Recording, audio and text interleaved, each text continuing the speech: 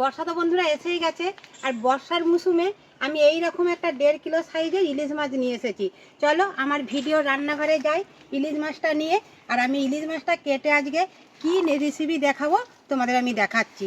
আগে আমি ভালো করে বেছে ধুয়ে নিই। চলো আমি রান্নাঘরে চলে যাই। সাথে কথা বলতে বলতে আমার ভিডিও রান্নাঘরে এসে গেছি এইরকম একটা বড় সাইজের ইলিশ মাছ নিয়ে। ইলিশ মাছটা আমি এখন বাছবো, তোমাদের দেখাবো। মাছটা এখন আমি ভালো করে আঁশ ছাড়িয়ে নেব।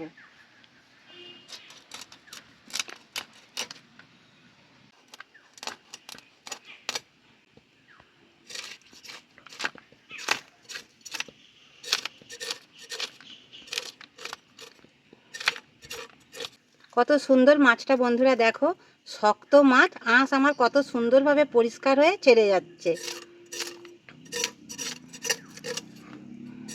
আর এই বর্ষার মৌসুমে কোন কোন বন্ধুদের ইলিশ মাছ খাওয়া হয়ে গেছে কমেন্টে বন্ধুরা জানাবে। আর এই প্রথম বর্ষায় আমাদের এত বড় ইলিশ মাছ এই প্রথম আনা হয়েছে।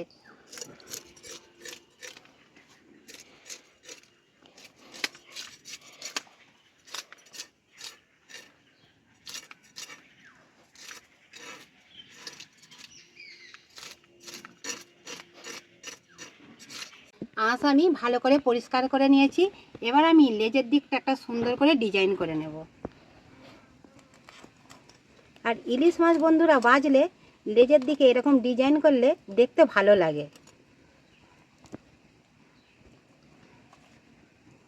এবার আমি লেজটা ভালোভাবে কেটে নেব।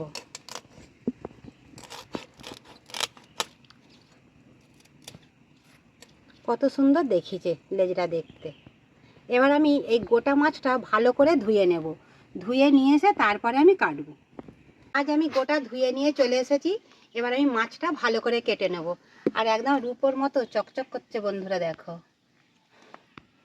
মাছটা আমি রিং পিস করে কেটে নেব।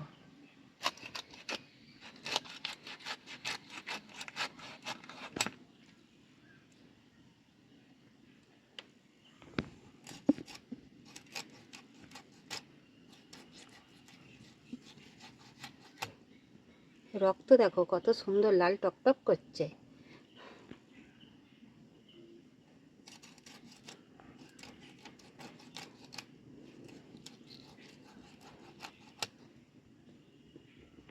বড় দেখে আমি ভেবেছিলাম মাছটা ডিম হয়ে যাবে, কিন্তু ডিম হয় না।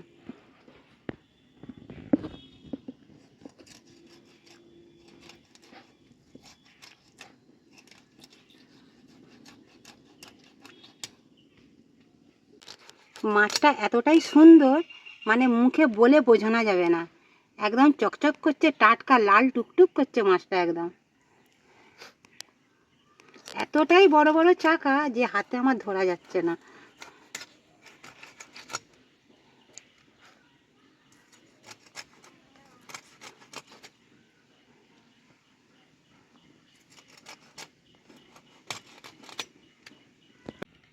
ইলিশ মাছটা আমি এরকম রিং পিস করে কেটে নিয়েছি। আর ইলিশ মাছটা কতটা সুন্দর দেখো বন্ধুরা। আমি এবার চলো তোমাদের কাছে ইলিশ মাছের রেসিপিটা দেখাবো। মাছ আমার ধুয়ে বেছে নিয়ে চলে এসেছি। এবার মাছে আমি লবণ হলুদ মাখিয়ে নেব।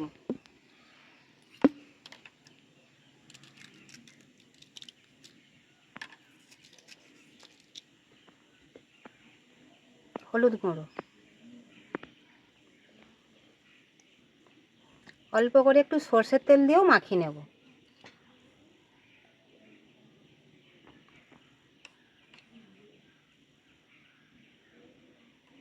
মাছগুলো আমি এবার এইভাবে ভালো করে মাখিয়ে নেব।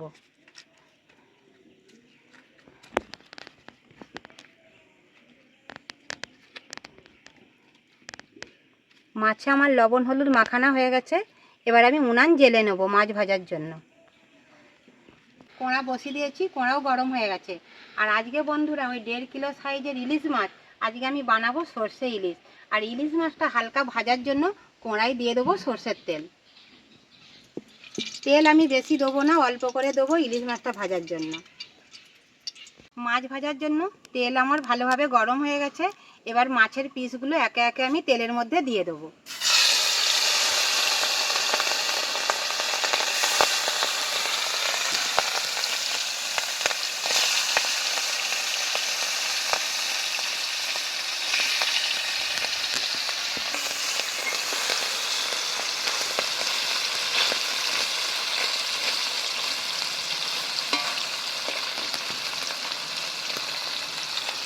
মাছ আমার ভালোভাবে ভাজা হয়ে গেছে।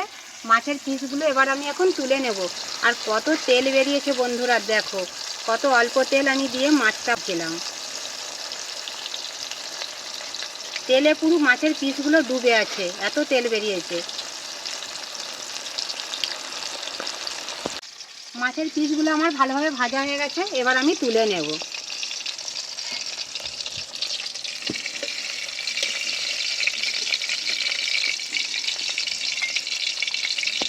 সব মাছগুলো ভাজা হয়ে গেছে, আমি তুলে নিয়েছি।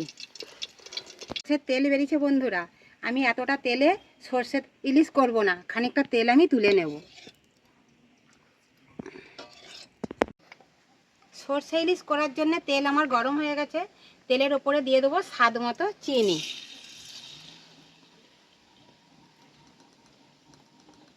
দিয়ে দেবো অল্প করে হলুদ গুঁড়ো, বেটে রাখা সর্ষে কাঁচা লঙ্কা,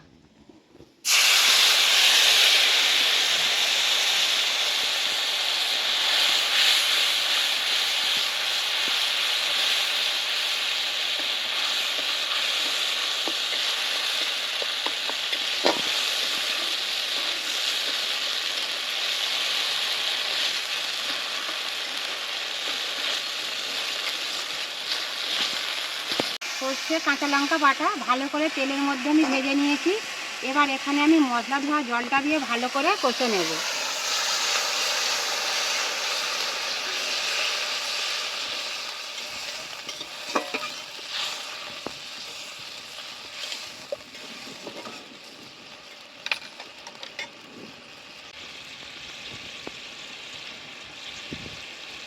সর্ষে ইলিশের ঝোলের জন্য আমি আরও একটু জল দিয়ে দেবো।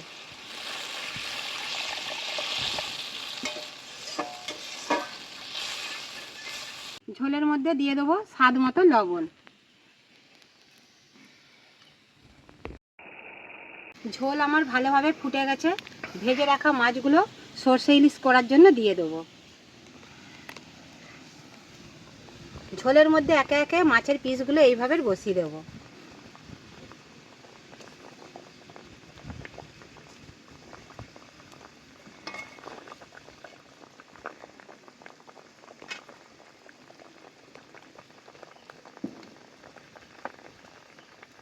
কেটে রাখা কাঁচা লঙ্কা চেরা কয়েকটা ওপর দিয়ে দেবো।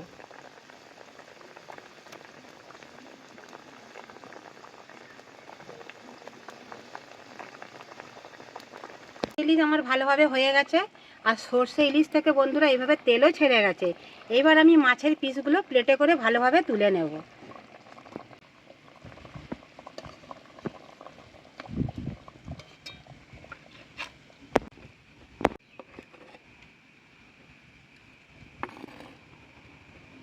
সর্ষে ইলিশের মাছের পিসগুলো আমার তোলা হয়ে গেছে। এবার আমি গ্রেভি যেটা কড়াতে আছে এটাও আমি মাছের মধ্যে তুলে নেব। তবে আমি খুব ঘন ঘন গ্রেভি করি না সর্ষে ইলিশ, তাই জন্য আমি একটু পাতলা পাতলা গ্রেভিটা রেখেছি। আর সর্ষে ইলিশ কে কোথায় থেকে বন্ধুরা আমার দেখছো কমেন্টে জানাবে। আর সর্ষে ইলিশ কেমন হয়েছে বন্ধুরা এটাও কমেন্টে জানাবে। চ্যানেলটিকে সাবস্ক্রাইব করে দেবে। সর্ষে ইলিশ আমার হয়ে গেছে, নামিয়েও নিয়েছি। এইবার সর্ষে ইলিশের মাছ থেকে যে তেলটা বেরিয়েছে বন্ধুরা, এই তেলটা আমি এখন মাছের ওপরে দিয়ে দেবো। খেতে দেখতে অনেকটাই ভালো লাগবে।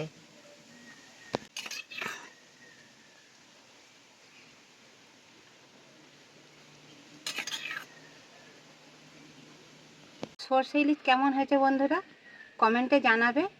আর ভিডিওটা ভালো লাগলে চ্যানেলটিকে সাবস্ক্রাইব করে দেবে।